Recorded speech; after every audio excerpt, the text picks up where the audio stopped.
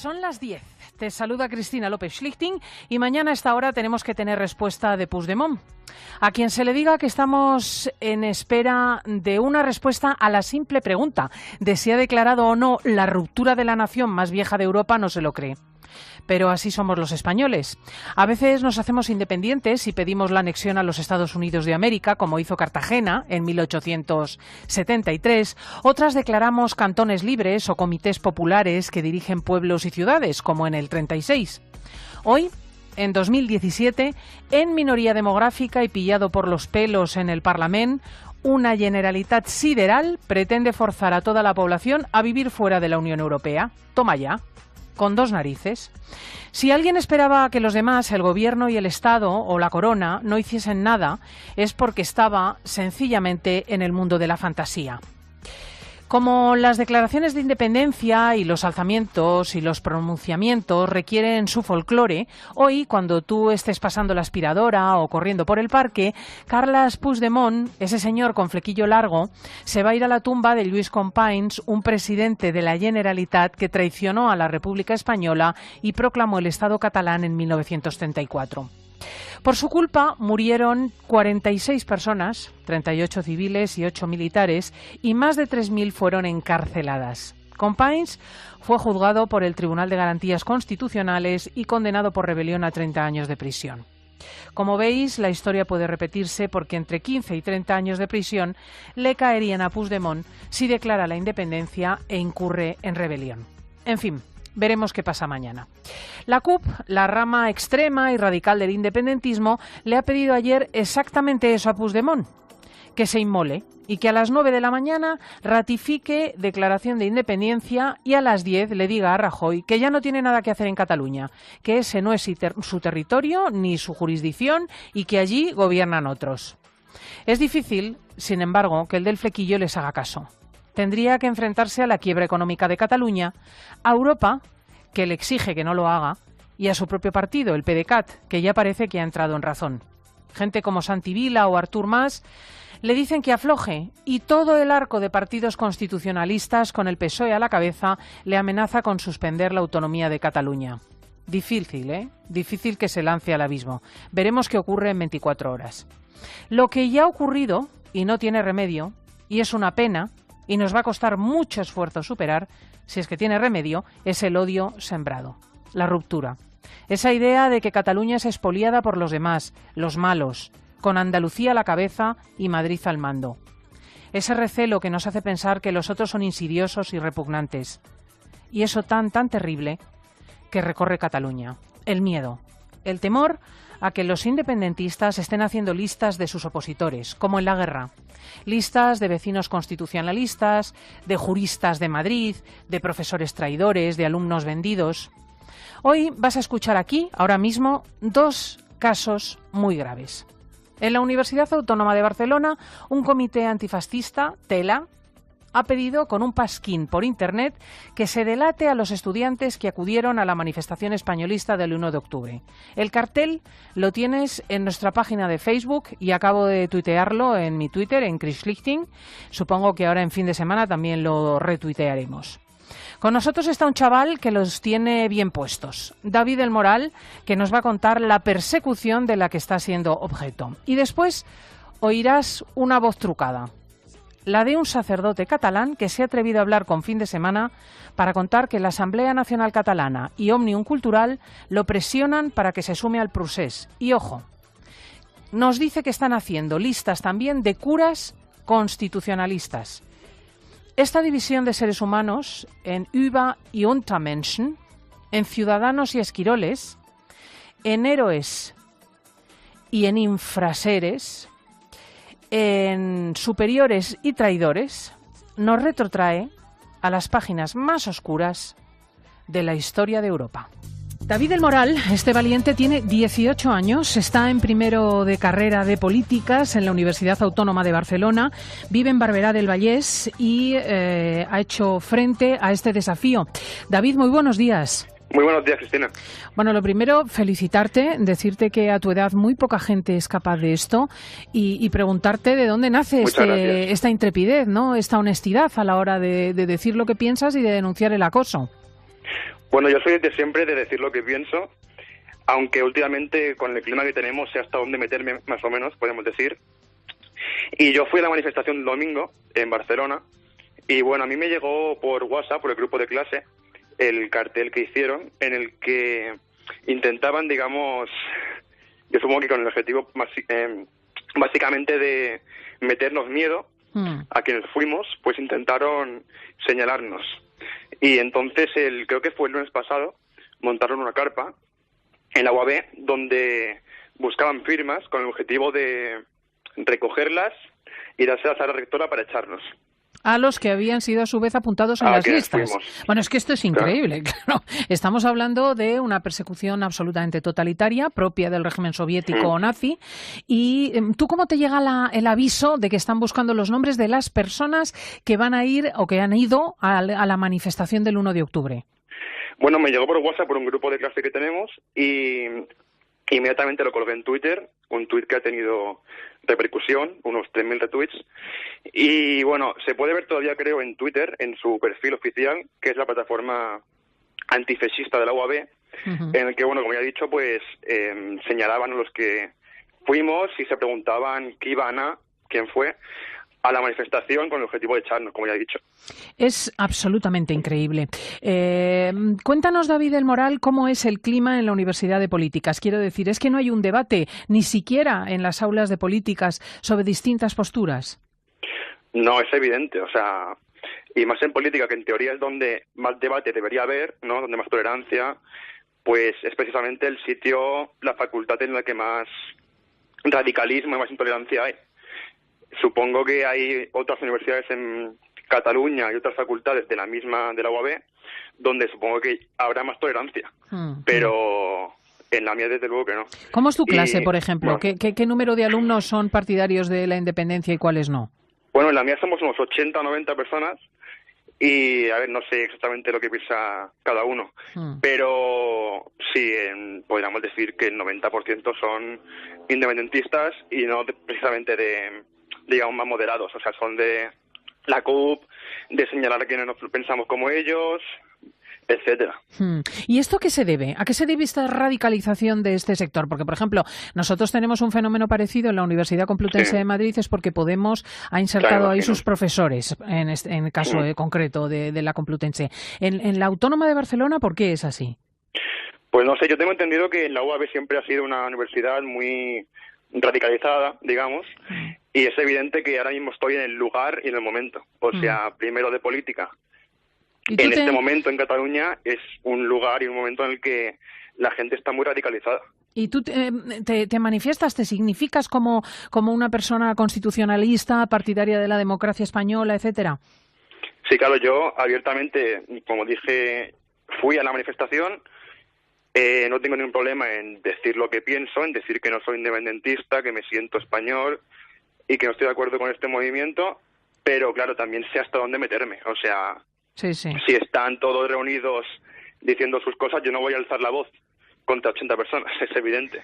Ya, ¿y la gente que discrepa, en qué posición está? Otros compañeros tuyos, ¿no? Otros compañeros tuyos, sí. Bueno, de hecho, fuimos un día de huelga.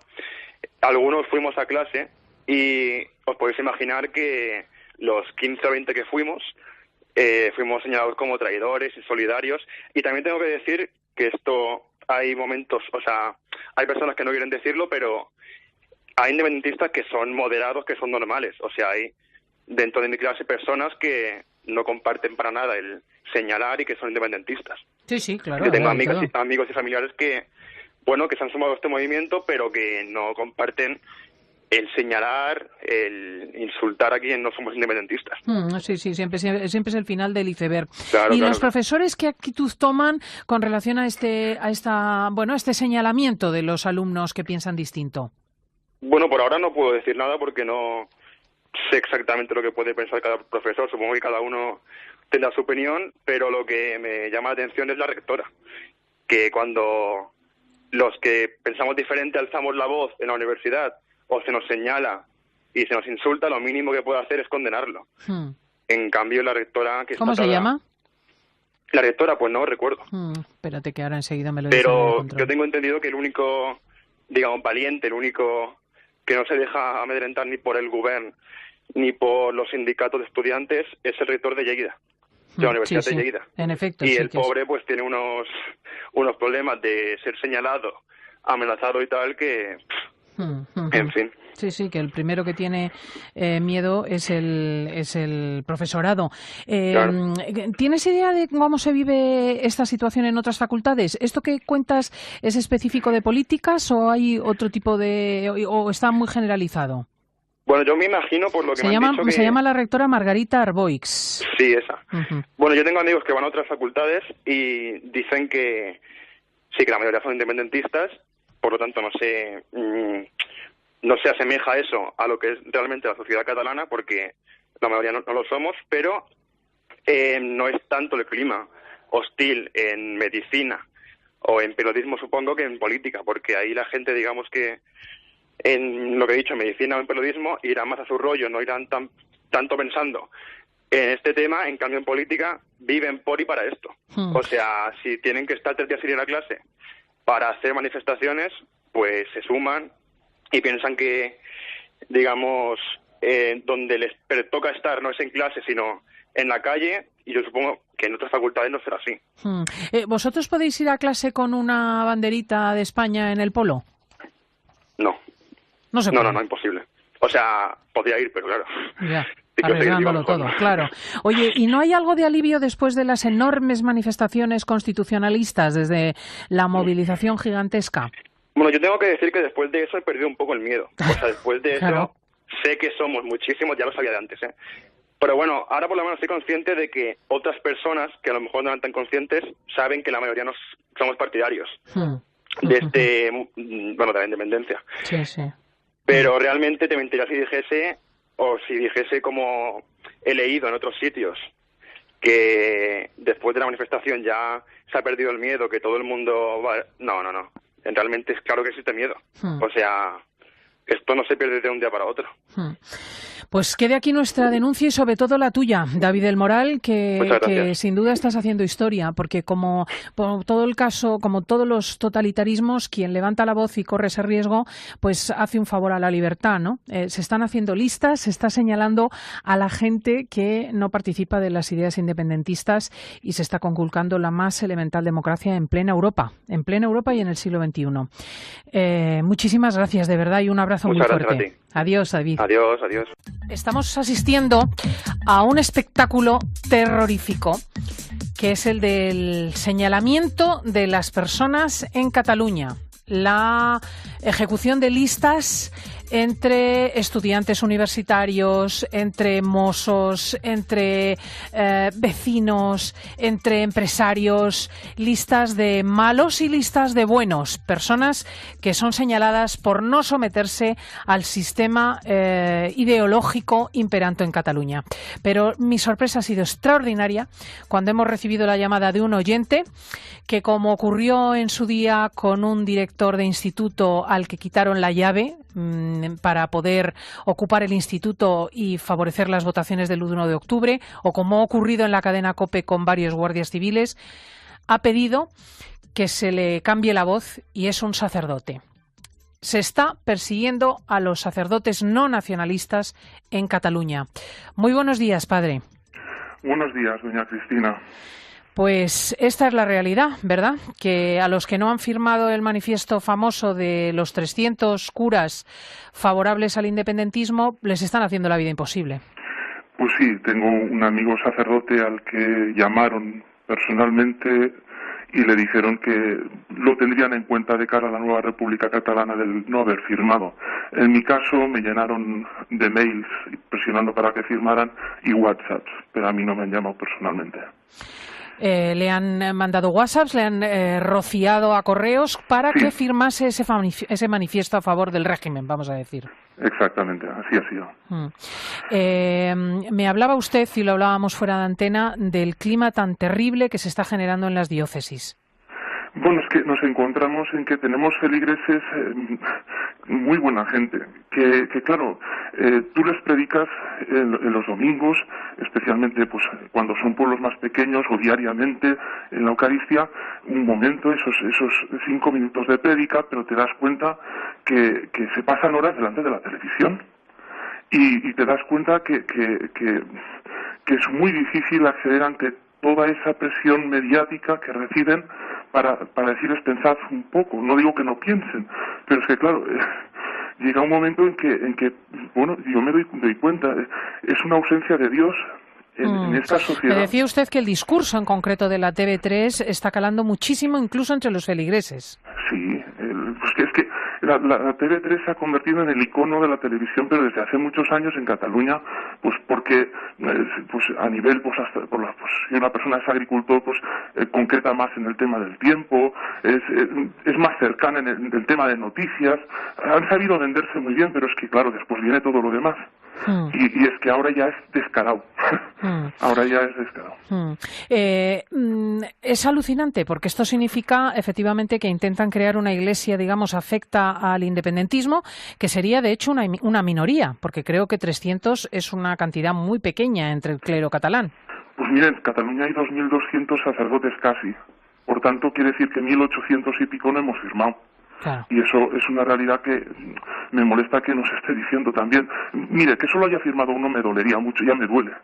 Pero no niego que es doloroso. Pero oiga, hay 1.800 y pico que no han firmado. Por tanto...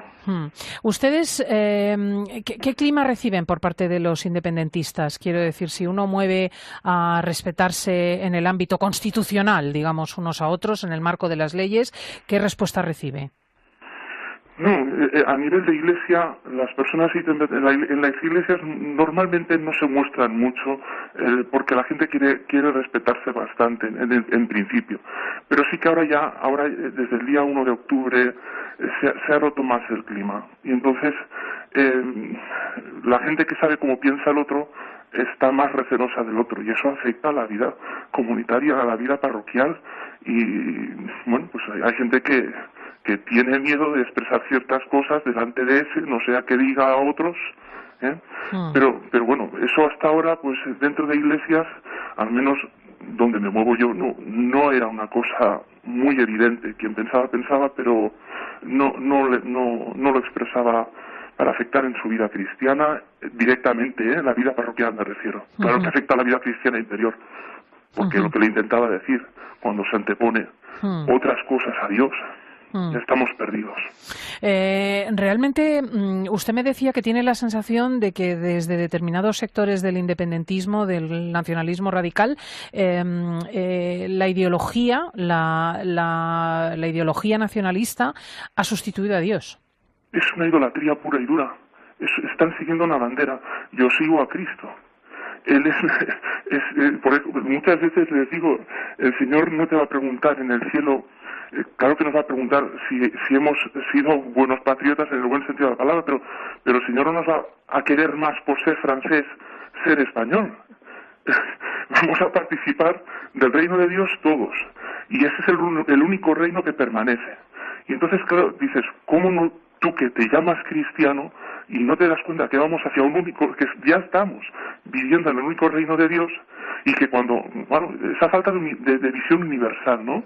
Y eso también hemos de entonar una parte de culpa, pues de no haber dado una buena formación los propios los sacerdotes en la iglesia aquí, y a veces no tener, pues quizás más coraje, pero es difícil. Mire, hay situaciones de otros ámbitos que tú estás predicando y tienes la seguridad porque te lo has estudiado un poquillo, al menos un poquillo, te lo has estudiado y dices, estás predicando una cosa que sabes que te lo pide la iglesia y el cura del pueblo de al lado dice lo contrario. Y bueno, eso, la gente va a lo que... Eso te lo desmonta todo, ¿no? Claro. O sea que realmente lo que percibe usted es que estos 300 no solamente se han significado a favor de una parte de la Grey, sino que están sembrando una discordia entre los distintos sacerdotes. Bueno, sí, entre los sacerdotes no hay discordia en el sentido, al menos donde estoy yo, no nos estamos metiendo mutuamente presión. No, yo lo que percibo es que los que prepararon este manifiesto he percibido que no eran precisamente en un principio sacerdotes, sino que eran estas asociaciones que hay en Cataluña que han previsto que se metiera todo en todas... Òmnium Cultural y la Asamblea Nacional Catalana. Exacto. Estos presionaron a algunos que eran más afectos a esto, y estos primeros firmaron y después se ha ido extendiendo más. ¿Hay gente del clero, gente de la Iglesia que se siente amenazada? ¿Tienen algún tipo de miedo de que les señalen, de que efectivamente les incluyan en listas? A mí no me da miedo que me pongan en ninguna lista.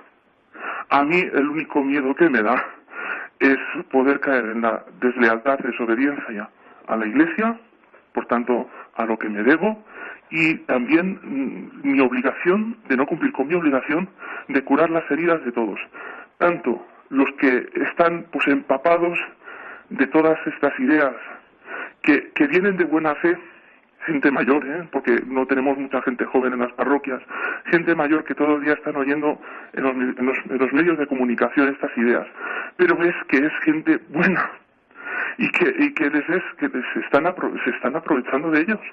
Entonces dices, son unos heridos también. Y por tanto, no me quiero significar en esto porque también quiero atenderles y ayudarles a encontrar un poquito de luz, y también a los que son pues perseguidos por no pensar el pensamiento único que está impuesto aquí en Cataluña. Sí, dígame. No, yo lo que sí que quiero es también pedir perdón a toda España, porque me duele en el alma el sufrimiento que se está extendiendo para todos, pero que piensen que hay mucha gente fiel y que deseamos que muchos sacerdotes y muchos feligreses están sufriendo mucho. Y le puedo asegurar que hay gente muy buena que está sufriendo muchísimo, y lo siento en el alma por todo lo que sufren en todos los rincones. Lo sé, padre, y le agradezco su valentía. Esta es la Iglesia que también dividen por dentro, la Iglesia con respecto a la cual hacen listas y que se ha atrevido a levantar la voz aquí en fin de semana. Un saludo muy afectuoso. Muchísimas gracias por ser tan valiente. Adiós. Adiós. Pues está la pelota en el tejado de Puigdemont y dentro de 23 horas sabremos qué quiere hacer, que le apliquen o no el 155. Así de simple, se lo dice todo el mundo. Se lo dice todo el arco constitucional, se lo dice el Partido Socialista, Ciudadanos, el PP, se lo dice el señor Iceta, se lo dice el propio Artur Mas, se lo está diciendo Santi Vila, y en los últimos minutos la banca ha dejado saber que en caso de que se publicase la idea de una república independiente, ni el Sabadell ni la Caixa piensan reconocer nada semejante. Es la economía y el golpe a la economía doméstica de los catalanes lo que de forma más rotunda sitúa a cierto sector independentista absolutamente ensimismado en la fantasía, pues de golpe en la realidad. Y sobre ese tema ha realizado nuestro Diego, que sigue por Barcelona, un reportaje con la gente que ha visto muy tocada su economía. Los que ven con malos ojos el turismo en Cataluña se han salido con la suya. Bueno, más bien se lo han encontrado. Los atentados de la Rambla y ahora la tensión política por el llamado Procés han provocado la caída del turismo en Cataluña y por ende del sector servicios. La patronal Fomento del Trabajo ha dicho que han bajado las reservas de hotel y la facturación de la hostelería. Nosotros también lo hemos comprobado, primero en la Sagrada Familia. Os quería preguntar si esta semana habéis notado menos movimiento. Un poco menos. Pero se baja un poquillo. Se baja un poquillo. En las Ramblas. Los días claves, sí, muchísimo. Porque al ocupar las calles y al haber... los turistas se han alejado. Y ha repercutido en el negocio, claro. Sí, por supuesto. Y después en el mercado de la Boquería. Sí, hay menos turistas, hay menos gente. ¿Menos turistas? Sí, se nota en la venta. La verdad que no hay mucha gente como normalmente suele haber. Los hoteles de Barcelona en los que hemos preguntado dicen que no hablarán hasta que no haya cifras oficiales, pero se aseguran fuera de micro que esta semana han caído las reservas. Eso sí, aseguran que lo han compensado con los periodistas que hemos venido a cubrir el conflicto político. Manel, un taxista de Castelldefels, me cuenta cómo se ve el conflicto independentista desde fuera. La semana pasada vino una chica, una zaragozana, que vive y trabaja en Alemania. Se subió en el taxi que iba a la feria de Barcelona y me preguntó, con cara asustada, ¿crees que voy a estar segura en Barcelona? El proceso separatista no ha beneficiado en nada a este restaurante de las Ramblas. A ver, lo que ha afectado aquí ha sido en los días que han habido concentraciones. domingo pasado se notó que tuvimos un golpe de gente pues a las 4 de la tarde de entrada. El día de la huelga, obviamente, no abrimos. El día de la votación, el día 1, se nos fue al contrario, nos afectó a menos demanda. Aún así, los turistas no han desaparecido, están por todos los lados, ajenos a la situación política de Cataluña. Benís y Yesina han venido desde Nueva York. Llegamos a Barcelona ayer. Sí, hemos oído de los problemas políticos que están pasando. Planeamos este viaje ya en enero. En realidad no íbamos a cambiarlo. Estábamos viendo las noticias, a ver en realidad qué estaba pasando y qué cerca estaba, porque no queríamos estar entre medio de una guerra, una huelga o algo así. Pero no pensábamos en cancelar el viaje a ningún momento. El sector empresarial reclama a las partes diálogo. Quieren reconducir esta situación y no provocar más daños a este motor tan importante para la economía de Cataluña. Y a la tertulia de chicas se incorpora hoy Carmen Lomana. Hola, Cris, buenos días a todos. Estoy feliz, pero también un poco nerviosa por el cambio y empezar algo nuevo. Pues estoy segura que voy a estar muy a gusto. Ay, que llega Carmen Lomana con una camiseta de Balmain, con unos largos pendientes dorados, con un reloj también dorado y con su melena rubia. Sole Mayol, buenos días. Buenos días. Que nos vienes de azul Calvin Klein, muy guapa también. Ay, sí, yo nos habéis por puesto la mañana. Hoy glamour extraordinario. A ver si aprendo yo algo. Pues si te estabas maquillando ahora divinamente, que sí, me has asombrado. He dicho voy a lavarme, que vienen las chicas. Se ha puesto en un momento. Elsa González, buenos días. Buenos días. Nuestra presidenta de las asociaciones de prensa, en un momento crucial para la historia de España con nosotros, ¿verdad? Desde luego, ya llevamos un tiempo, ya esto no es nuevo, pero vivimos en un paréntesis verdaderamente. Bueno, vamos a una cosa importante. Durante mucho tiempo hemos estado informando sobre otra desgracia grande que nos aconteció en España, que fue el terrible terrorismo de ETA. Y después de cerrar el capítulo de las muertes, la pregunta es, ¿se ha hecho el relato de todo aquello?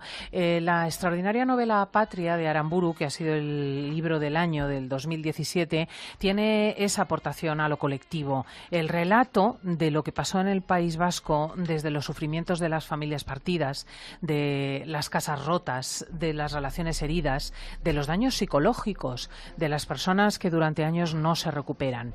Y a este relato de lo que aconteció quiere contribuir el escritor Lorenzo Silva y con él Manuel Sánchez y Gonzalo Alaruce con un libro que se llama Sangre, Sudor y Paz. La Guardia Civil contra ETA.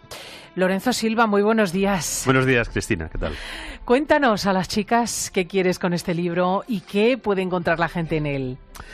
Pues vamos a ver cómo lo resumo, porque realmente yo estoy aquí en representación de mucha gente, además. Este libro no solo no es obra mía, tampoco es obra solo mía y de Manuel Sánchez y Gonzalo Araluce, que son quienes lo firman.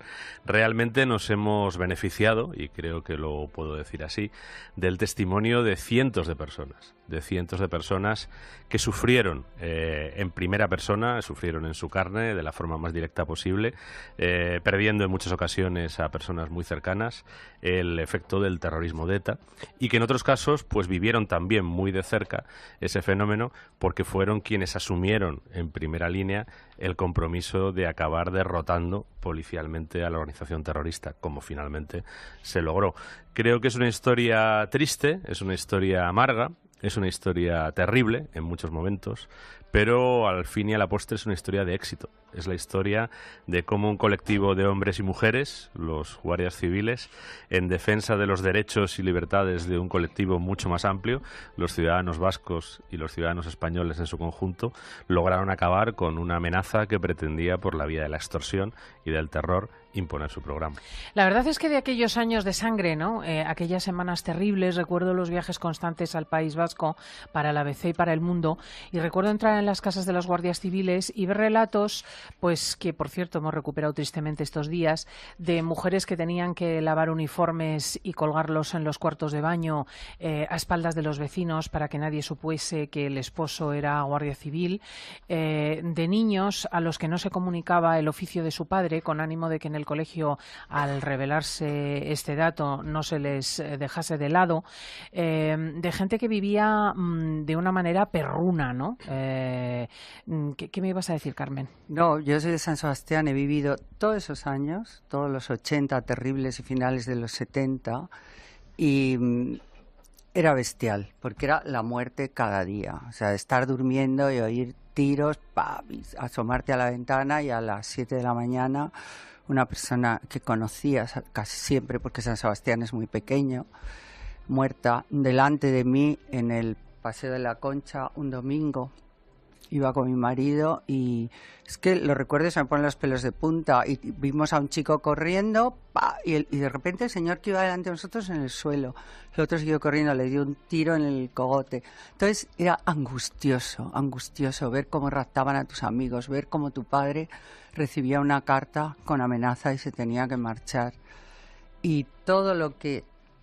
Es que mira, me emociono. Todo lo que contáis y todo lo que había en la narración en el libro Patria es todo cierto. O sea, eso fue tan duro. Y al final, ¿cómo se terminó? Pues se terminó aplicando la ley, con la ley en la mano, sin andar con tanta contemplación. Y también yo creo que por puro agotamiento de ETA, que se da cuenta que esa locura no llevaba a ninguna parte. Porque además en el País Vasco hay un nivel de vida extraordinario. Funcionan todas las instituciones muy bien. Es de las pocas autonomías donde no se ha robado a mano armada. Bueno, no se sabe si se ha robado o no, porque el PNV ¿no? está eternamente en el partido. Bueno, pero no ha salido escándalo. No, también ha estado el PSOE. Pero bueno, yo que he vivido allí te puedo decir que en general funciona bien. O sea, Osakidetza, lo que es la medicina, la seguridad social, es como en Suiza, es impresionante. Bueno, sobre todo porque tienen un régimen... Claro, es que entras en temas muy delicados, ¿no? El cupo vasco permite que el grupo de personas del País Vasco, que nos alegramos, son unas 300.000, ¿no? ¿Cuántos? Voy a mirar a la población del País Vasco, ¿a cuánto asciende? Es como más, millón y pico. O millón y pico, ¿no? Sí, porque solo Bilbao tiene. Millón bastante, casi dos, ¿no? Sí. No, ahora mismo... Solo Bilbao tiene más. Ahora lo mismo, pero que en cualquier caso pues que vivan con un nivel de vida que el resto de los españoles no se puede permitir. Cristina, sí, pero por lo menos si vives allí lo sientes, sí, no, lo pero notas. quiero decir, pero uno que está en la línea de Concepción o en Cáceres, pues probablemente se lamenta de no tener esta circunstancia. De hecho, ahora mismo Cataluña reivindica esto, reivindica el establecimiento de un cupo catalán. Pero Cataluña han derrochado el dinero, porque es que no hay ni siquiera había medicinas. Mira, me llama Antonio Errantia, más de 2 millones. En cualquier caso, una población muy pequeña, ¿no? Y muy inferior, por ejemplo, a la de solamente Madrid, ¿no? Por decir. Pero en cualquier caso, a lo que vamos, ¿qué aporta Lorenzo Silva este relato vuestro, Sangre, Sudor y Paz, sobre, por ejemplo, Patria, ¿no? Porque en el caso vuestro os habéis centrado más bien en los guardias civiles y sus familias. Sí, este es un relato que está hecho desde un ángulo de la historia y además está declarado desde el principio. No es un relato neutral, no es un relato omnicomprensivo del conflicto, no.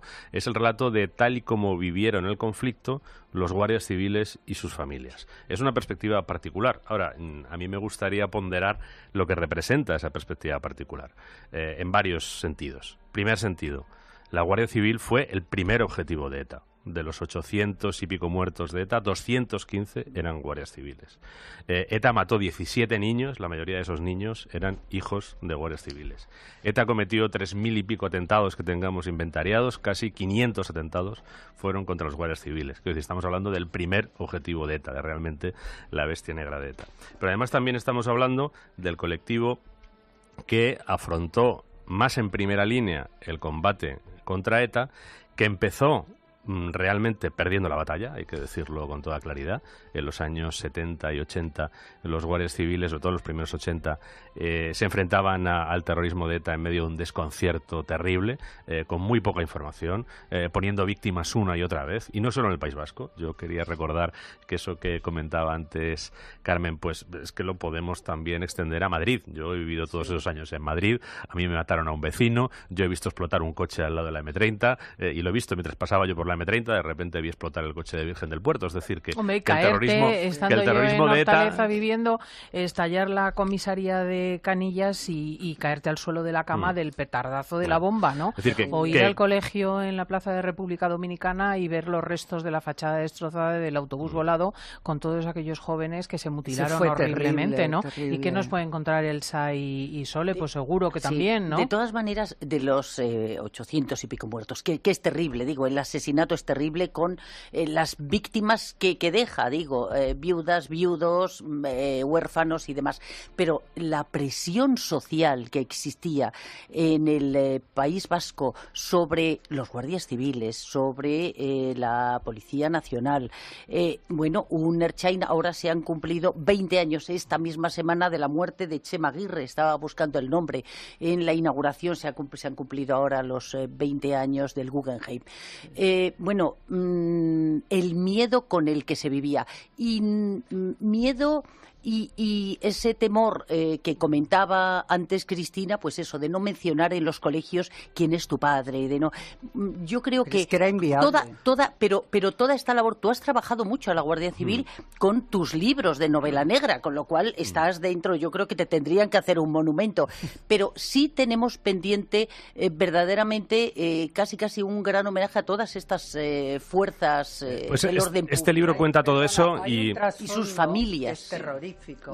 Cuando mataban a un guardia civil o a un policía nacional les llamaban chacurras, perros, y entonces se iban a celebrarlo. O sea, sí, ahora lo hacen Estado, también.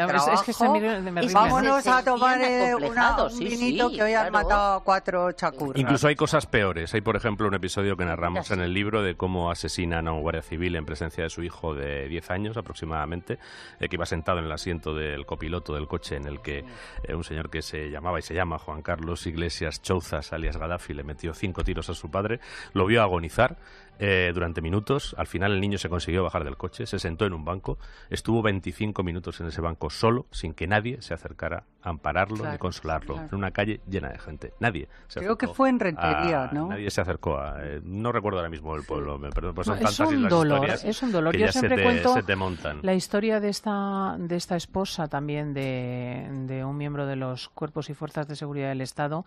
Ya no recuerdo dónde lo entrevisté, en algún lugar del Goierri. Entré en su casa y me vi una fotografía antigua y me dice que a su hijo, que nunca le había dicho hasta los 18 años que el padre había asesinado por ETA, que siempre le había dicho que había sido un accidente de tráfico. Con ánimo de que no se sintiese vejado en la escuela, ¿no? Yo pensaba en cómo ese hombre tendrá que acudir muchos años al psiquiatra, claro, de haber vivido tantos años en la mentira y en el hostigamiento hasta poder saber que su padre pues había sido asesinado, ¿no? Entre otras cosas porque en los primeros años las víctimas siempre se decía algo habrán hecho. Eso es lo que te iba a decir, que es que la gente normal es la que tiene que estar en contra de todo eso. O sea, que está muy bien que la Guardia Civil vaya en contra y que por supuesto se les venza, pero si la gente, sus vecinos, están pensando que eso es una cosa que está justificada, pues eso es pero es que entra en un bucle. Yo creo que eso ha sido dentro o sea, que poco a poco se ha dado cuenta la gente de que nada estaba justificado en absoluto. Se ha caído ya por su propio peso. Pero es que no sabes la deformación mental en el bucle que entra. Pero si ahora lo estamos viendo, o sea, en Cataluña, en Cataluña está este terrorista que ha matado a gente.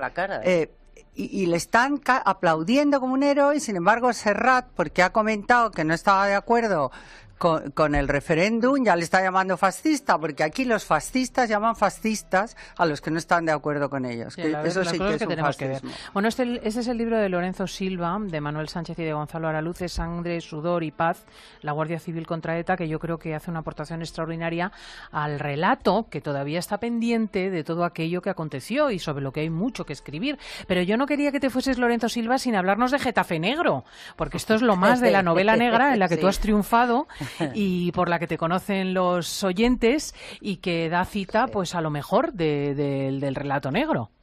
Bueno, por lo menos lo intentamos, ¿no? Llevamos con esta 10 ediciones tratando de convertir a Getafe, por lo menos por unos días, en capital de la novela negra, del género criminal, en todas sus vertientes, no solo literarias, ¿no? En el festival hay escritores, pero también hay cineastas, hay teatro, hay todo tipo de expresiones artísticas y también incluso tenemos un programa compartido con la Universidad Carlos III de Madrid, porque no solo hablamos de novela negra y tenemos a los autores de referencia, yo creo, del momento, tanto a nivel nacional como internacional. Pues este año, por mencionar solo algún nombre, tendremos autores como Eduardo Mendoza, Carlos Zanón o Víctor del Árbol, pero también autores como John Banville o Ian Manuk o, por ejemplo, Luca D'Andrea, ¿no? Que es una de las últimas revelaciones del thriller italiano. Sino que también intentamos hablar de cuestiones de actualidad, de cuestiones que tienen que ver con esa realidad social que siempre ha sido vocación de la novela negra contar, ¿no? En este año, pues por ejemplo, hablaremos de la libertad de expresión, hablaremos de la encrucijada en la que se encuentra Europa. Este año tenemos un poco a Europa como país, entre comillas, invitado.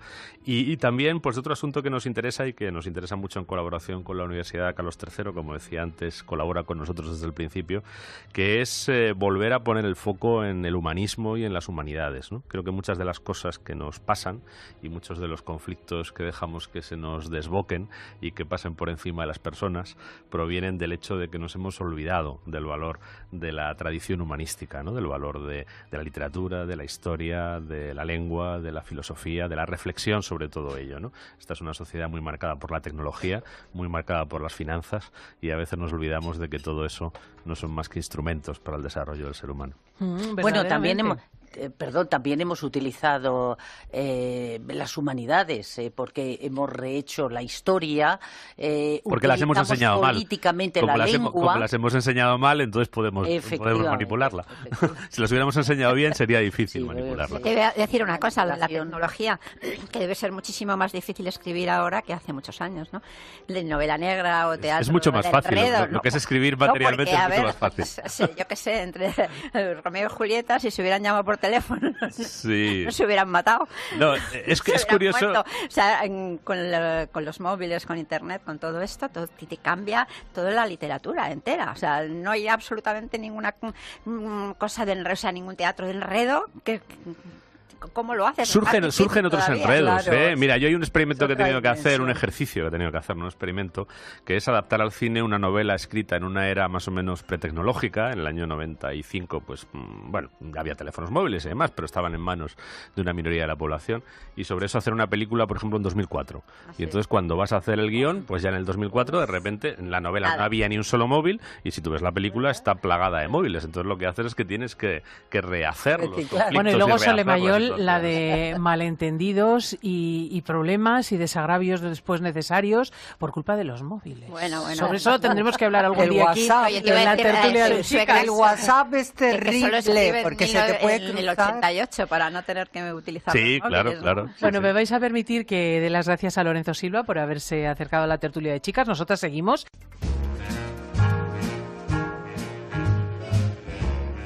Estás escuchando a Cristina López Slichting. Fin de semana. COPE. Estar informado. I've got you under my skin. I've got you. Y yo me pregunto, ¿nuestras chicas se hacen la cama por la mañana? Solemayol, ¿tú cómo haces esto? Pues mira, unas veces sí y otras no, porque yo es que, mira, me meto en internet y veo que es muy bueno hacer la capa para unas cosas y muy malo para otras. Porque te metes en una cosa... Es que de verdad, o sea, pero porque las universidades más prestigiosas de todo el mundo te dicen que es muy bueno para que se te ponga el cerebro en su sitio y te quedes como muy ordenada. Pero por otro lado, por lo visto los ácaros están deseando, porque saben ellos, que son muy listos, que tú te has leído eso y están esperando que tú hagas la cama para quedarse dentro. Entonces lo mejor por lo visto es dejarlo abierto del todo. Claro, yo que te dé el sol. obligué a mis hijos a hacerse la cama en cuanto tuvieron casi uso de razón. Así estaba esa cama. Y yo también fui, digamos que, invitada a hacerme la cama desde muy pequeña. A veces no la hago, pero sí es verdad que mientras la cama no está hecha en tu casa, en tu habitación, tienes una sensación de desorden total. Estoy de acuerdo con el estudio. Pero yo lo primero que hago hago, cuando no me hago la cama normalmente, y los domingos que no tengo nadie que me la haga, pues lo que hago es dejar toda la cama descubierta, pero todos los días, me levanto y lo primero que hago, todo para atrás y descubrir la cama, que se ventile bien y abrir la ventana. Yo no sé si los ácaros se enfadarán conmigo. Es que dicen que si los pones... Si los dejas ahí calentitos, claro, con humedad, pues entonces están encantados. Y sin embargo, si los dejas abiertos y se pones un poco de sol, abres las ventanas, claro, pero se mueren los pobrecillos. Primero se airea y después se hace. Yo he de confesar que jamás la he hecho. Es un horror decir lo mejor esto. Que puedes. Es que en general así tienes la cabeza que puedes hacer. No, en casa ya solamente hay edredones, de tal manera que todos nosotros nos bastaría con hacer el estiramiento. Me estoy educando ahora en hacer la cama. A buenas horas. ¿Qué dicen los oyentes, Isa Lobo? Buenos días a todas las chicas. Eso lo primero. Un abrazo enorme para Carmen Lomana. Éxito total. Ese es el hashtag con el que se están moviendo por Twitter a través de la cuenta de Carmen Lomana. Esto de hacer la cama. Dice, por ejemplo, Maribel, dice, ¿pero es hacer la cama o estirarla? Porque a lo mejor lo de hacerla ya se ha pasado de moda, ¿eh? Esto es una cuestión importante, lo que decías tú del edredón. También Pedro nos dice, pero la forma convencional de hacerla es estirarla demasiado o componerla así un poco con los cojines, que mi mujer suele disimularlo, es suficiente. Yo es suficiente, yo creo que con eso... Yo creo que mi primer objetivo va a ser ese, ¿no? Ventilación. Eso se llamaba hacer la cama a la francesa. ¿No lo habéis...? ¿no? Lo de estirarla. Mira, esto me gusta mucho, porque yo a partir de ahora, en vez de dejar la cama deshecha, voy a decir, esta está hecha a la francesa. ¿Veis? Que suena fenomenal. Que suena fenomenal. ¿Por qué tenemos esta tertulia que puede parecer imbécil? No es imbécil, porque hay un estudio que revela que hacer la cama y hacerla sistemáticamente día tras día ordena la mente, que es particularmente educativo. Y claro, hemos acudido a Álvaro Bilbao, nuestro neuropsicólogo. Muy buenos días. Buenos días, chicas, ¿qué tal estáis? Ya veo que hay un poco de todo. Pues sí, la verdad es que tenemos un estudio que no es que diga que hacer la cama nos ayuda a tener la mente más ordenada, pero sí que dice que las personas que hacen la cama también son personas que por lo general son más ordenadas. Es decir, que no sería una causalidad, que eso lo miramos mucho siempre que hablamos de ciencia, pero sí que hay una correlación, que ocurren las dos cosas a la vez, y es lógico, si eres una persona ordenada, pues tiendes a hacer las cosas de una manera ordenada. Pero psicológicamente esto de hacer la cama tiene una importancia que va un poquito más allá de lo que sería ser organizado o no ser organizado. Es un símbolo. Y los psicólogos pues decimos que es un símbolo pues porque en cierto sentido, si ya cuando te levantas, haces la cama, digamos que has cumplido con éxito una primera tarea del día. Es una manera de empezar con buen pie, de sentirte satisfecho antes de empezar y de proyectar un poco tu deseo de hacer las cosas bien al resto del día, pues que va a implicar hacer muchas otras tareas. Es como si de repente todo te fuera mal durante el día, pero por lo menos sabes que esa primera parte que has dejado en casa está ya hecha. Y coincido con Sole en que efectivamente la Sociedad Española de Alergología nos dice que no es bueno hacer la cama nada más despertarnos, y ahí teníamos que hacer, pues como decía Carmen, ¿no? Levantar el edredón, dejar ventilando, que es lo que por ejemplo hago yo todas las mañanas, quito el edredón, abro la ventana y lo dejo ahí pues mientras me ducho, desayuno. Yo también lo dejo ahí. Eso es higiene, eso es higiene. Como no llueve, pues no tenemos problema de que se nos Aquí en Madrid, moje. por lo menos. Ojalá lloviera. Pero fijaros qué importantes son esos pequeños símbolos en nuestro día a día, ¿no? El decir, voy a hacer las cosas. Por ejemplo, también sabemos que cuando termina el año, hacer una lista, pero hacerla en papel, poner negro sobre blanco, diciendo las cosas que queremos hacer durante ese año, o si lo hacemos en una semana o durante un día, nos ayuda mucho a seguir el día cumpliendo nuestras metas, nuestros objetivos, porque en realidad nuestro cerebro se basa de esos pequeños símbolos o gestos que hacemos en el día a día pues para marcar sus tareas y rutinas. Las intenciones suelen ser siempre buenas, pero yo me acuerdo cuando era pequeña que siempre empezabas un cuaderno, ibas al colegio y la primera página era maravillosa. Y forrabas los libros. Forradito y lo siguiente ya. Pero a su vez tienes razón, porque si tú Rayajos. mantenías una cierta tensión o la recuperabas cada cierto tiempo de respetar los márgenes, de hacer la caligrafía correcta. No, pero esto te iba educando. Por eso digo yo que a lo mejor si uno... En fin, yo creo ya que con 28 años no voy a tener éxito, pero a lo mejor procurar que los chavales se hagan la cama por las mañanas puede Es una rutina muy resultar... importante. Yo creo que los niños, por ejemplo, mi hija hoy se ha despertado y nada, ha ido a mi cuarto, me ha cogido de la mano, me ha llevado a su cuarto y dice, mira papá, me he hecho la cama.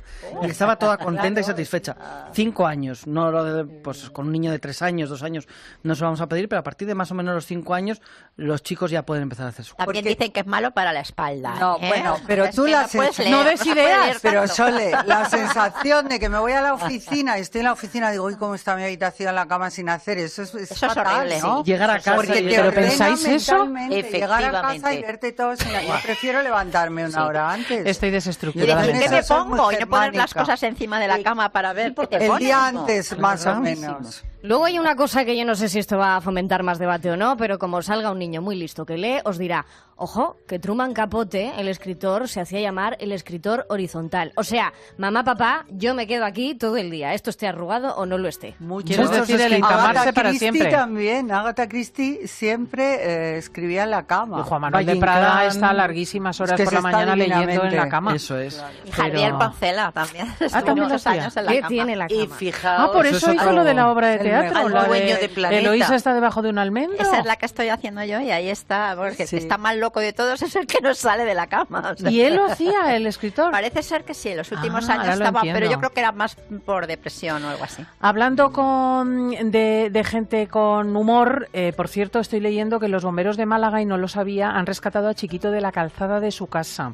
Parece ser que ayer sábado la familia vio que no abría la puerta, que no daba señales, no concedían acceder a la vivienda, y fueron los servicios de emergencia con un vehículo autoescala a la casa en el Paseo Marítimo Antonio Machado y han encontrado a Chiquito tendido en el suelo, consciente pero sin poder levantarlo. Ay, qué pena. Y la ambulancia lo ha trasladado al Hospital Carlos Salle, donde se ha quedado ingresado, aunque su pronóstico no reviste gravedad. Así que desde aquí le vamos a mandar un abrazo muy fuerte Pero y muy a desear fuerte. que se cure muchísimo Chiquito de la calzada, ¿no?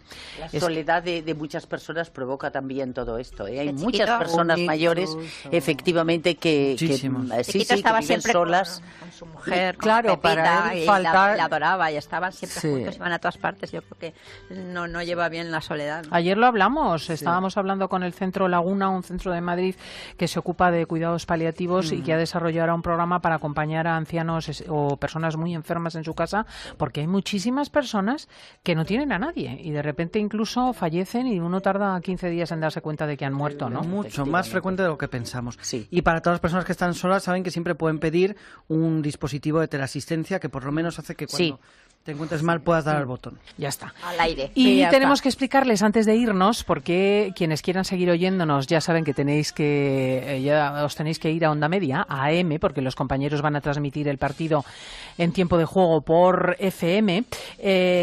Antes de irnos a esa siguiente fase del programa, quiero yo que expliques lo del consultorio de la Lomana. Ay, el consultorio de la Lomana. Carmen, ¿te podemos hacer cualquier pregunta? En cualquier momento. ¿Vas a tener respuesta para todos los findenautas? Pues yo espero, sí, espero tenerla y además no quiero saber qué tipo de preguntas me van a hacer, que no me las filtréis, simplemente ya. Queda Oye, inaugurado llega formalmente viernes. un consultorio que Queda tenéis en hecho. Facebook, Cristina Fin de Semana. Pregúntale a la Lomana si tu marido ha aparecido con ropa interior de leopardo, por ejemplo, con pelo. Por ejemplo. Pues esto hay que consultárselo a la Lomana. Si no Claro. sabes qué Cualquier llevar en duda. una boda, si tienes cualquier problema, Carmen Lomana te responde y con esto queda inaugurado. Álvaro Bilbao, muchísimas gracias por venir a la tertulia de chicas. Gracias a vosotras. Gracias a Elsa González. Gracias a buena semana, una semana Sole clave, ¿eh? Mayol. Muchas Muchísimas gracias. Ay, que hemos dicho al principio que era los santos de las Teresas. ¿no? Sí, felicidades. hoy Santa Felicidades, Teresa se de inaugura Jesús. además el año teresiano en Ávila. Carmen Lomana, muchísimas gracias. Gracias. Son las 10. Te saluda Cristina López Schlichting y mañana a esta hora tenemos que tener respuesta de Puigdemont. A quien se le diga que estamos en espera de una respuesta a la simple pregunta de si ha declarado o no la ruptura de la nación más vieja de Europa, no se lo cree. Pero así somos los españoles. A veces nos hacemos independientes y pedimos la anexión a los Estados Unidos de América, como hizo Cartagena en 1873. Otras declaramos cantones libres o comités populares que dirigen pueblos y ciudades, como en el 36. Hoy, en 2017, en minoría demográfica y pillado por los pelos en el Parlament, una Generalitat sideral pretende forzar a toda la población a vivir fuera de la Unión Europea. Toma ya. Con dos narices. Si alguien esperaba que los demás, el gobierno y el Estado o la corona, no hiciesen nada, es porque estaba sencillamente en el mundo de la fantasía.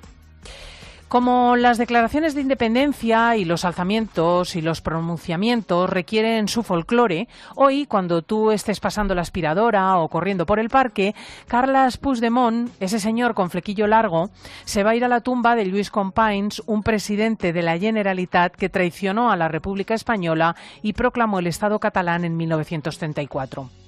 Por su culpa murieron 46 personas, 38 civiles y 8 militares, y más de 3.000 fueron encarceladas. Companys fue juzgado por el Tribunal de Garantías Constitucionales y condenado por rebelión a 30 años de prisión. Como veis, la historia puede repetirse porque entre 15 y 30 años de prisión le caerían a Puigdemont si declara la independencia e incurre en rebelión. En fin, veremos qué pasa mañana. La CUP, la rama extrema y radical del independentismo, le ha pedido ayer exactamente eso a Puigdemont, que se inmole y que a las 9 de la mañana ratifique declaración de independencia y a las 10 le diga a Rajoy que ya no tiene nada que hacer en Cataluña, que ese no es su territorio ni su jurisdicción y que allí gobiernan otros. Es difícil, sin embargo, que el del flequillo les haga caso. Tendría que enfrentarse a la quiebra económica de Cataluña, a Europa, que le exige que no lo haga, y a su propio partido, el PDeCAT, que ya parece que ha entrado en razón. Gente como Santi Vila o Artur Mas le dicen que afloje, y todo el arco de partidos constitucionalistas, con el PSOE a la cabeza, le amenaza con suspender la autonomía de Cataluña. Difícil, ¿eh? Difícil que se lance al abismo. Veremos qué ocurre en 24 horas. Lo que ya ha ocurrido, y no tiene remedio, y es una pena, y nos va a costar mucho esfuerzo superar, si es que tiene remedio, es el odio sembrado, la ruptura. Esa idea de que Cataluña es expoliada por los demás, los malos, con Andalucía a la cabeza y Madrid al mando. Ese recelo que nos hace pensar que los otros son insidiosos y repugnantes. Y eso tan terrible que recorre Cataluña. El miedo, el temor a que los independentistas estén haciendo listas de sus opositores, como en la guerra. Listas de vecinos constitucionalistas, de juristas de Madrid, de profesores traidores, de alumnos vendidos. Hoy vas a escuchar aquí, ahora mismo, dos casos muy graves. En la Universidad Autónoma de Barcelona, un comité antifascista, TELA, ha pedido con un pasquín por Internet que se delate a los estudiantes que acudieron a la manifestación españolista del 1 de octubre. El cartel lo tienes en nuestra página de Facebook y acabo de tuitearlo en mi Twitter, en Chris Lichting. Supongo que ahora en fin de semana también lo retuitearemos.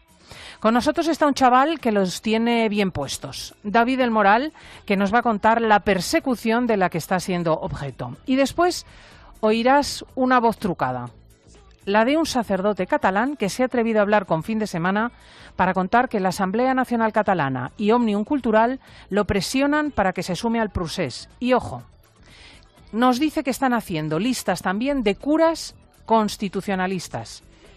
Esta división de seres humanos en Über- y Untermenschen, en ciudadanos y esquiroles, en héroes y en infraseres, en superiores y traidores, nos retrotrae a las páginas más oscuras de la historia de Europa. David del Moral, este valiente, tiene 18 años, está en primero de carrera de políticas en la Universidad Autónoma de Barcelona, vive en Barberá del Vallès y ha hecho... de otros ámbitos que tú estás predicando y tienes la seguridad porque te lo has estudiado un poquillo, al menos un poquillo, te lo has estudiado y dices, estás predicando una cosa que sabes que te lo pide la Iglesia y el cura del pueblo de al lado dice lo contrario. Y claro, eso, la gente va a lo que... Eso te lo desmonta todo, ¿no? Claro, claro. O sea que realmente lo que percibe usted es que estos 300 no solamente se han significado a favor de una parte de la Grey, sino que están sembrando una discordia entre los distintos sacerdotes. Bueno, sí, entre los sacerdotes no hay discordia en el sentido, al menos donde estoy yo, no nos estamos metiendo mutuamente presión. No, yo lo que percibo es que los que prepararon este manifiesto he percibido que no eran precisamente en un principio sacerdotes, sino que eran estas asociaciones que hay en Cataluña que han previsto que se metiera todo en todas... Òmnium Cultural y la Asamblea Nacional Catalana. Exacto. Estos presionaron a algunos que eran más afectos a esto y estos primeros firmaron y después se ha ido extendiendo más. ¿Hay gente del clero, gente de la Iglesia que se siente amenazada? ¿Tienen algún tipo de miedo de que les señalen, de que efectivamente les incluyan en listas? A mí no me da miedo que me pongan en ninguna lista. A mí el único miedo que me da es poder caer en la deslealtad, desobediencia a la Iglesia, por tanto a lo que me debo, y también mi obligación de no cumplir con mi obligación de curar las heridas de todos, tanto los que están pues empapados de todas estas ideas que vienen de buena fe, gente mayor, porque no tenemos mucha gente joven en las parroquias, gente mayor que todo el día están oyendo en los medios de comunicación estas ideas, pero ves que es gente buena y que se están aprovechando de ellos. Entonces dices, son unos heridos también. Y por tanto, no me quiero significar en esto porque también quiero atenderles y ayudarles a encontrar un poquito de luz, y también a los que son pues perseguidos por no pensar el pensamiento único que está impuesto aquí en Cataluña. Sí, dígame. No, yo lo que sí que quiero es también pedir perdón a toda España, porque me duele en el alma el sufrimiento que se está extendiendo para todos, pero que piensen que hay mucha gente fiel y que deseamos que muchos sacerdotes y muchos feligreses están sufriendo mucho. Y le puedo asegurar que hay gente muy buena que está sufriendo muchísimo, y lo siento en el alma por todo lo que sufren en todos los rincones. Lo sé, padre, y le agradezco su valentía. Esta es la Iglesia que también dividen por dentro, la Iglesia con respecto a la cual hacen listas y que se ha atrevido a levantar la voz aquí en fin de semana. Un saludo muy afectuoso. Muchísimas gracias por ser tan valiente. Adiós. Adiós. Pues está la pelota en el tejado de Puigdemont y dentro de 23 horas sabremos qué quiere hacer, que le apliquen o no el 155. Así de simple, se lo dice todo el mundo. Se lo dice todo el arco constitucional, se lo dice el Partido Socialista, Ciudadanos, el PP, se lo dice el señor Iceta, se lo dice el propio Artur Mas, se lo está diciendo Santi Vila, y en los últimos minutos la banca ha dejado saber que en caso de que se publicase la idea de una república independiente, ni el Sabadell ni la Caixa piensan reconocer nada semejante. Es la economía y el golpe a la economía doméstica de los catalanes lo que de forma más rotunda sitúa a cierto sector independentista absolutamente ensimismado en la fantasía, pues de golpe en la realidad. Y sobre ese tema ha realizado nuestro Diego, que sigue por Barcelona, un reportaje con la gente que ha visto muy tocada su economía. Los que ven con malos ojos el turismo en Cataluña se han salido con la suya. Bueno, más bien se lo han encontrado. Los atentados de la Rambla y ahora la tensión política por el llamado procés han provocado la caída del turismo en Cataluña y por ende del sector servicios. La patronal Fomento del Trabajo ha dicho que han bajado las reservas de hotel y la facturación de la hostelería. Nosotros también lo hemos comprobado, primero en la Sagrada Familia.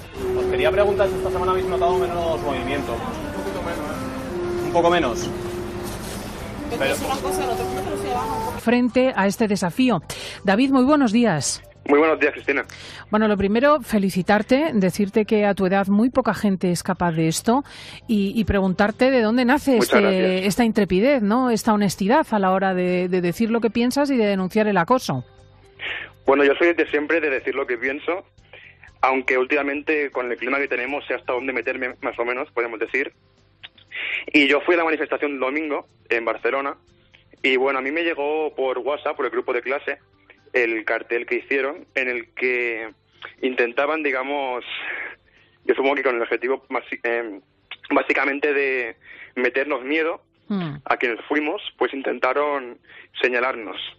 Y entonces, creo que fue el lunes pasado, montaron una carpa en la UAB donde buscaban firmas con el objetivo de recogerlas y dárselas a la rectora para echarnos. A los que habían sido a su vez apuntados en las listas. Fuimos. Bueno, es que esto es increíble, claro. Estamos hablando de una persecución absolutamente totalitaria, propia del régimen soviético o nazi. ¿Y tú cómo te llega el aviso de que están buscando los nombres de las personas que van a ir o que han ido a la manifestación del 1 de octubre? Bueno, me llegó por WhatsApp por un grupo de clase que tenemos y Inmediatamente lo colgué en Twitter, un tuit que ha tenido repercusión, unos 3.000 retweets. Y bueno, se puede ver todavía, creo, en Twitter, en su perfil oficial, que es la plataforma antifascista de la UAB, en el que, bueno, como ya he dicho, pues señalaban a los que fuimos y se preguntaban quién fue, a la manifestación con el objetivo de echarnos, como ya he dicho. Es absolutamente increíble. Cuéntanos, David del Moral, cómo es el clima en la Universidad de Políticas. Quiero decir, es que no hay un debate, ni siquiera en las aulas de políticas, sobre distintas posturas. No, es evidente, o sea, y más en política, que en teoría es donde más debate debería haber, ¿no? Donde más tolerancia, pues es precisamente el sitio, la facultad en la que más radicalismo y más intolerancia hay. Supongo que hay otras universidades en Cataluña y otras facultades de la UAB, donde supongo que habrá más tolerancia, pero en la mía desde luego que no. ¿Cómo es tu clase, por ejemplo? Bueno, ¿Qué número de alumnos son partidarios de la independencia y cuáles no? Bueno, en la mía somos unos 80 o 90 personas y, a ver, no sé exactamente lo que piensa cada uno, pero sí, podríamos decir que el 90% son independentistas y no precisamente digamos, más moderados, o sea, son de la CUP, de señalar a quienes no pensamos como ellos, etcétera. ¿Y esto a qué se debe? ¿A qué se debe esta radicalización de este sector? Porque, por ejemplo, nosotros tenemos un fenómeno parecido en la Universidad Complutense de Madrid, es porque Podemos ha insertado ahí sus profesores, en el caso concreto de la Complutense. En la Autónoma de Barcelona, ¿por qué es así? Pues no sé, yo tengo entendido que la UAB siempre ha sido una universidad muy radicalizada, digamos, y es evidente que ahora mismo estoy en el lugar y en el momento, o sea, primero de política. En este momento en Cataluña es un lugar y un momento en el que la gente está muy radicalizada. ¿Y tú te manifiestas, te significas como una persona constitucionalista, partidaria de la democracia española, etcétera? Sí, claro, yo abiertamente, como dije, fui a la manifestación.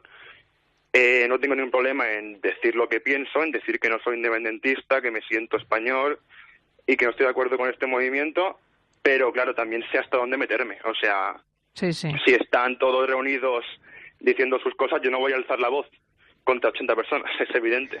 Ya, ¿y la gente que discrepa, en qué posición está? Otros compañeros tuyos, ¿no? Otros compañeros tuyos, sí. Bueno, de hecho, fuimos un día de huelga. Algunos fuimos a clase y os podéis imaginar que los 15 o 20 que fuimos señalados como traidores, insolidarios, y también tengo que decir que esto hay momentos, o sea, hay personas que no quieren decirlo, pero hay independentistas que son moderados, que son normales, o sea, hay dentro de mi clase personas que no comparten para nada el señalar y que son independentistas. Sí, claro. Yo tengo amigos y familiares que se han sumado a este movimiento, pero que no comparten el señalar, el insultar a quien no somos independentistas. Sí, siempre es el final del iceberg. Claro, ¿y los profesores qué actitud toman con realmente? Y le dijeron que lo tendrían en cuenta de cara a la nueva República Catalana del no haber firmado. En mi caso me llenaron de mails presionando para que firmaran y WhatsApps, pero a mí no me han llamado personalmente. Le han mandado WhatsApps, le han rociado a correos para que firmase ese manifiesto a favor del régimen, vamos a decir. Exactamente, así ha sido. Me hablaba usted, y lo hablábamos fuera de antena, del clima tan terrible que se está generando en las diócesis. Bueno, es que nos encontramos en que tenemos feligreses muy buena gente, que claro, tú les predicas en los domingos, especialmente pues cuando son pueblos más pequeños o diariamente en la Eucaristía, un momento, esos 5 minutos de prédica, pero te das cuenta que se pasan horas delante de la televisión y te das cuenta que es muy difícil acceder ante toda esa presión mediática que reciben para decirles pensad un poco. No digo que no piensen, pero es que claro, llega un momento en que bueno, yo me doy cuenta, es una ausencia de Dios en esta sociedad. Me decía usted que el discurso en concreto de la TV3 está calando muchísimo, incluso entre los feligreses.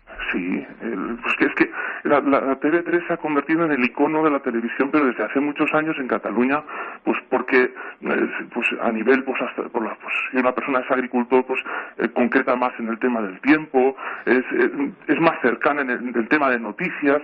Han sabido venderse muy bien, pero es que claro, después viene todo lo demás. Y es que ahora ya es descarado. Ahora ya es descarado. Es alucinante porque esto significa efectivamente que intentan crear una iglesia, digamos, afecta al independentismo, que sería de hecho una minoría, porque creo que 300 es una cantidad muy pequeña entre el clero catalán. Pues miren, en Cataluña hay 2.200 sacerdotes casi. Por tanto, quiere decir que 1.800 y pico no hemos firmado. Claro. Y eso es una realidad que me molesta que nos esté diciendo también. Mire, que solo haya firmado uno me dolería mucho, ya me duele. Pero no niego que es doloroso. Pero oiga, hay 1.800 y pico que no han firmado. Por tanto... ¿Ustedes qué clima reciben por parte de los independentistas? Quiero decir, si uno mueve a respetarse en el ámbito constitucional, digamos, unos a otros, en el marco de las leyes, ¿qué respuesta recibe? No, a nivel de iglesia, las personas en las iglesias normalmente no se muestran mucho porque la gente quiere respetarse bastante en principio. Pero sí que ahora desde el día 1 de octubre se ha roto más el clima. Y entonces la gente que sabe cómo piensa el otro está más recelosa del otro y eso afecta a la vida comunitaria, a la vida parroquial y bueno, pues hay gente que tiene miedo de expresar ciertas cosas delante de ese, no sea que diga a otros, pero bueno, eso hasta ahora, pues dentro de iglesias, al menos donde me muevo yo, no era una cosa muy evidente. Quien pensaba, pero no lo expresaba para afectar en su vida cristiana directamente, la vida parroquial me refiero. Claro que afecta a la vida cristiana interior, porque lo que le intentaba decir, cuando se antepone otras cosas a Dios, estamos perdidos. Realmente, usted me decía que tiene la sensación de que desde determinados sectores del independentismo, del nacionalismo radical, la ideología, la ideología nacionalista ha sustituido a Dios. Es una idolatría pura y dura. Están siguiendo una bandera. Yo sigo a Cristo. Él por eso, muchas veces les digo, el Señor no te va a preguntar en el cielo, claro que nos va a preguntar si hemos sido buenos patriotas en el buen sentido de la palabra, pero el Señor no nos va a querer más por ser francés, ser español. Vamos a participar del reino de Dios todos, y ese es el único reino que permanece. Y entonces, claro, dices, ¿cómo no tú que te llamas cristiano y no te das cuenta que vamos hacia un único, que ya estamos viviendo en el único reino de Dios y que esa falta de visión universal, ¿no?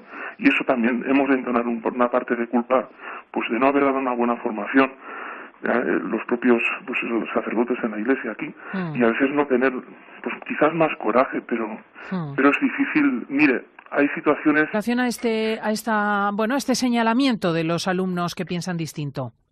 Bueno, por ahora no puedo decir nada porque no sé exactamente lo que puede pensar cada profesor. Supongo que cada uno tendrá su opinión, pero lo que me llama la atención es la rectora, que cuando los que pensamos diferente alzamos la voz en la universidad o se nos señala y se nos insulta, lo mínimo que puede hacer es condenarlo.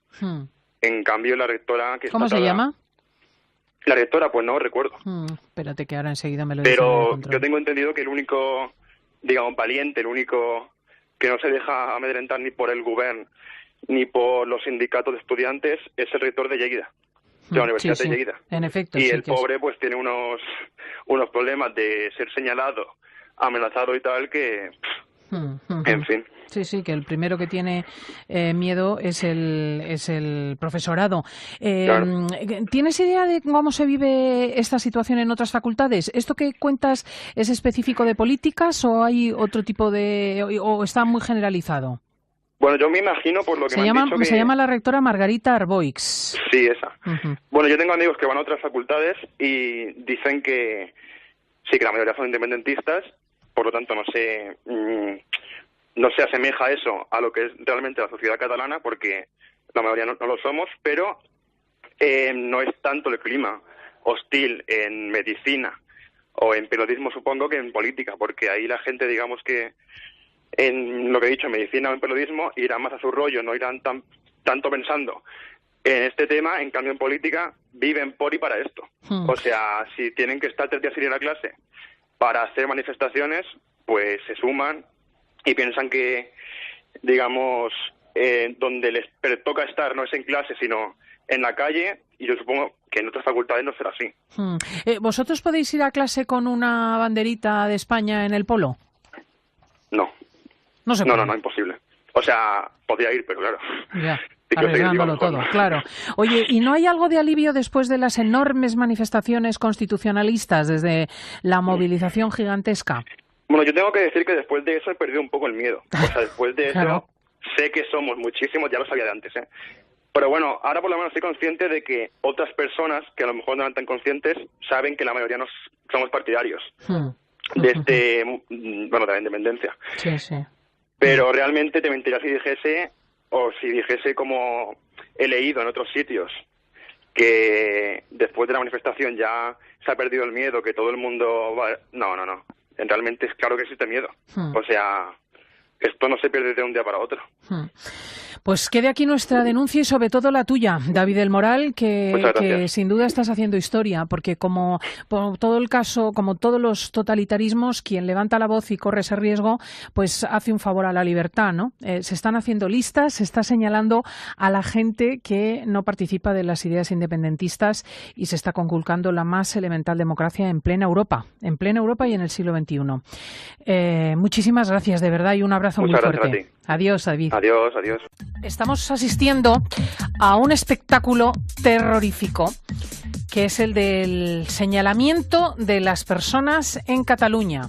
La ejecución de listas entre estudiantes universitarios, entre mozos, entre vecinos, entre empresarios, listas de malos y listas de buenos, personas que son señaladas por no someterse al sistema ideológico imperante en Cataluña. Pero mi sorpresa ha sido extraordinaria cuando hemos recibido la llamada de un oyente que, como ocurrió en su día con un director de instituto al que quitaron la llave para poder ocupar el instituto y favorecer las votaciones del 1 de octubre, o como ha ocurrido en la cadena COPE con varios guardias civiles, ha pedido que se le cambie la voz y es un sacerdote. Se está persiguiendo a los sacerdotes no nacionalistas en Cataluña. Muy buenos días, padre. Buenos días, doña Cristina. Pues esta es la realidad, ¿verdad? Que a los que no han firmado el manifiesto famoso de los 300 curas favorables al independentismo les están haciendo la vida imposible. Pues sí, tengo un amigo sacerdote al que llamaron